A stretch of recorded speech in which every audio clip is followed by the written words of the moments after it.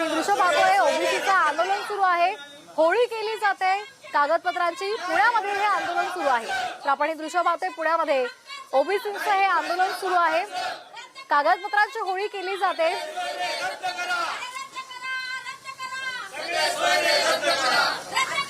तर मराठा समाजाची सगळी सोयऱ्यांची अंमलबजावणीची जी मागणी आहे त्या विरोधात हे आंदोलन सुरू आहे।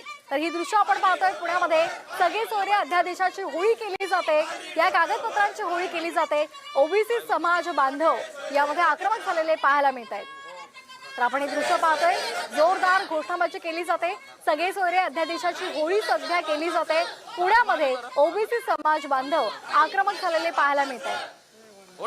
एकीकडे मनोज जरांगे पाटील हे सगळे सोयऱ्यांच्या अंमलबजावणीसाठी आग्रही आहेत आणि त्या संदर्भात सरकारला त्यांनी वेळ सुद्धा दिलेला आहे। तर दुसरीकडे आता पुण्यामध्ये ओबीसी समाज बांधव आता आक्रमक झालेले आहेत। ओबीसी आंदोलकांकडून सगळे सोयऱ्यांच्या अध्यादेशाची होळी सगळे सोयरे हा जो शासनाने कायदा करण्याचं ठरवले आहे त्याला पूर्णपणे आमचा विरोध आहे। सगळे सोयऱ्यामध्ये पंजोबा नंतर आजोबा वडील मुलगा ह्यांच्यापर्यंत वंशावळ ठीक आहे, पण तुम्ही म्हणत असाल माझ्या मुलीचा मुलगा आईचं हे, तर तसं नकोय। आपल्याला वडिलांची जी वंशावळ आहे ती वंशावळ चालली पाहिजे, आईची वंशावळ चालू शकत नाही। आज तुम्ही अधिसूचनेची होळी केलेली आहे, काय नेमकं कारण आहे याचं? ह्याचं कारण म्हणजे आम्ही गेले लाखो हरकती आम्ही महाराष्ट्रातनं गोळा केलेले आहेत। लोक टेम्पोतनं ह्याच्यातनं पुणे नागपूर नाशिक कोल्हापूर सांगली सातारा सगळ्या ठिकाणातून मोठ्या प्रमाणात लोकांनी हरकती नोंदवल्यात, पण शासनाने त्या हरकतीची कुठेही नोंद घेतली नाही। शासनाने त्या हरकतीची नोंद घ्यावी आणि त्याच्यानंतर सगळे सोयऱ्याच्या बाबत विचार करावा आणि आमचा सगळे सोयऱ्याच्या बाबतीत पूर्णपणे त्याला विरोध आहे। या ठिकाणी मंगेश ससाणे आहेत, गेल्या 5 दिवसांपासून या ठिकाणी उपोषण करतायत। काय आजची मागणी? आज अधिसूचनेची देखील होळी करून टाकली होती।